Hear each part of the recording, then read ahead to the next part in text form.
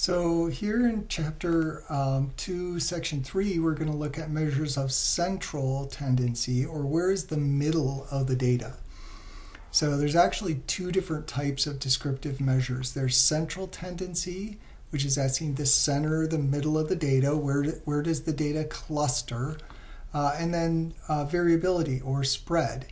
So how spread out is the data? So if you're looking at bell-shaped data here, your center is asking where is the middle of the data.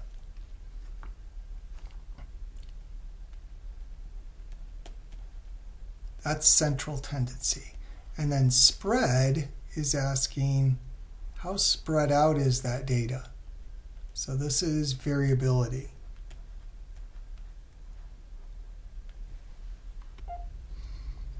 And so the most common measure of center is the sample mean, and you're probably familiar with this. You just sum up the data values and divide by how many data values you have.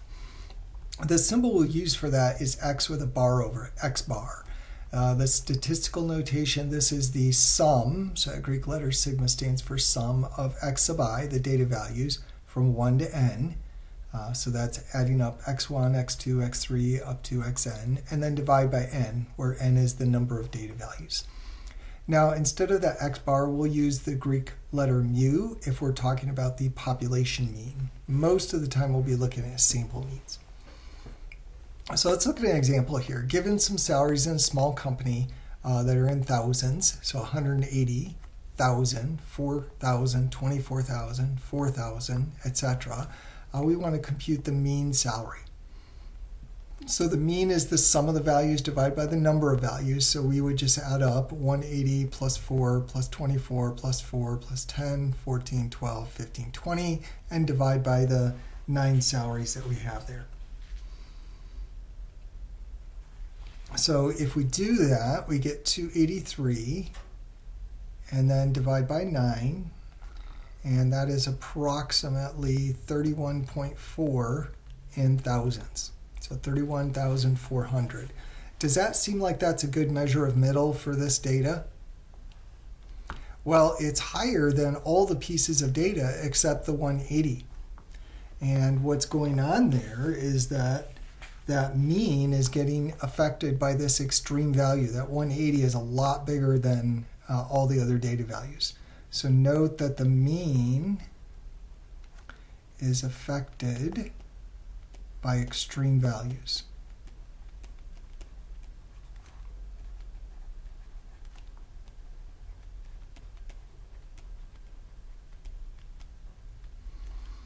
So if you have data that has extreme values in it, the mean may not be the best choice. The mean works well for symmetric data like this, bell-shaped data.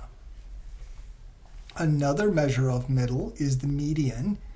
The median is just the middle value, or the average of two middles, when the data is arranged in order, so either increasing or decreasing order.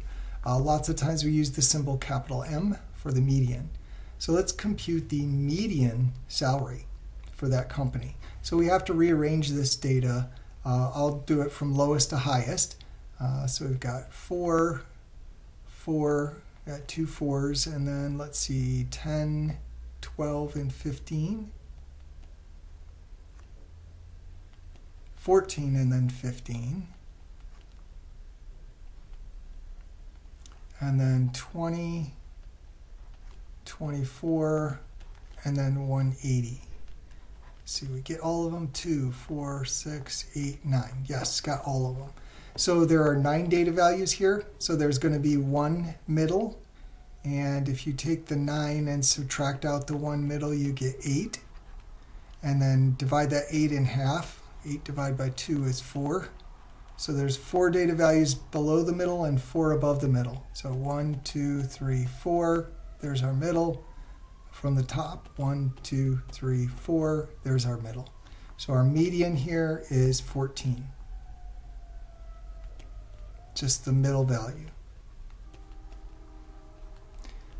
So if we had two middle values, so if we had an even number, 8 data values, we'd average the two middles. Notice here that the median is not affected by extremes.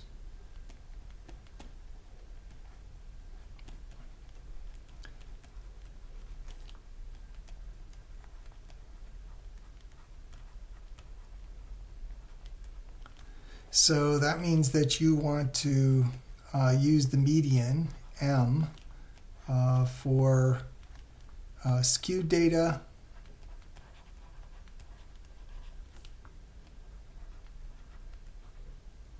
or data with outliers.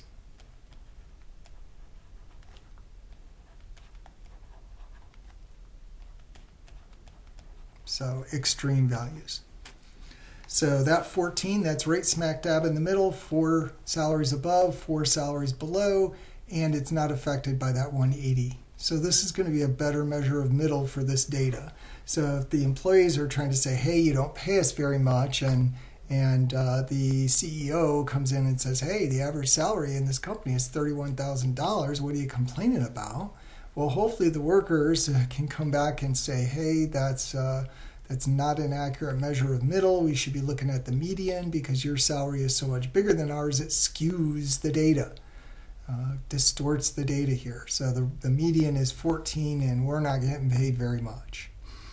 When X bar is approximately equal to the median, the data is going to be symmetric.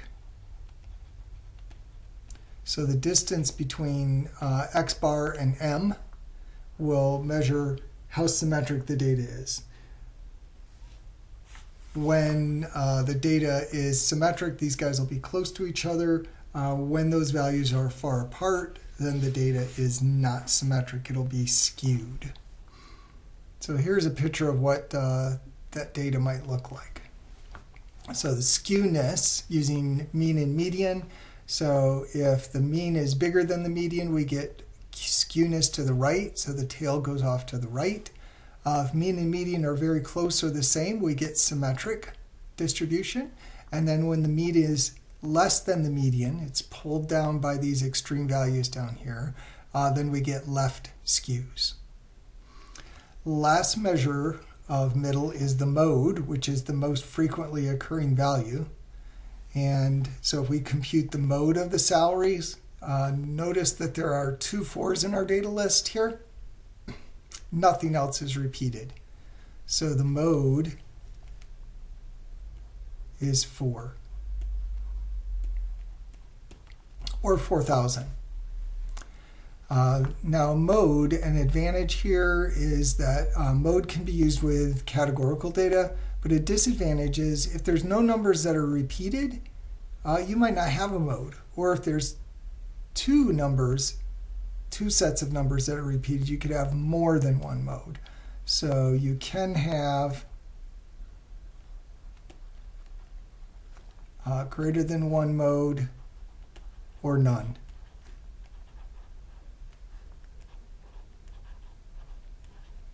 And you usually use for categorical or qualitative data. So use for category data. That's when mode is most useful. Now your TI-84 will compute mean, median, and mode for you. You have to enter them in a list using the stat function. Let's go ahead and do that. So here's our list of values. So on the calculator here, I click on stat, and then the default is edit, so I press enter. And then if this list is not cleared out, then arrow up until the list name is highlighted, press clear, enter, and it'll clear that out. And then just type your values in, pressing enter after each one. So our values here were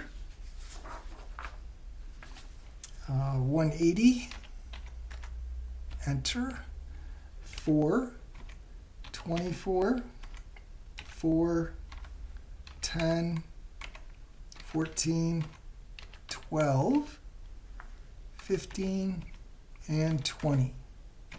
So there's our data. If you make a mistake, you can just arrow up and down with the arrow keys and overtype it. Then you go to the stat menu. You go to the right to calc, and then one variable stats is what we want. So we will press enter. Make sure it says list one. We don't need a frequency list. Come down to calculate. And there's our mean, 31.4. And n is the number of data values. And if you scroll down, there's our median of 14. It did not compute the mode for us, but we've got min, max, median, and some more data. Also computed standard deviation of our data, our measure of spread. So that's one variable stats.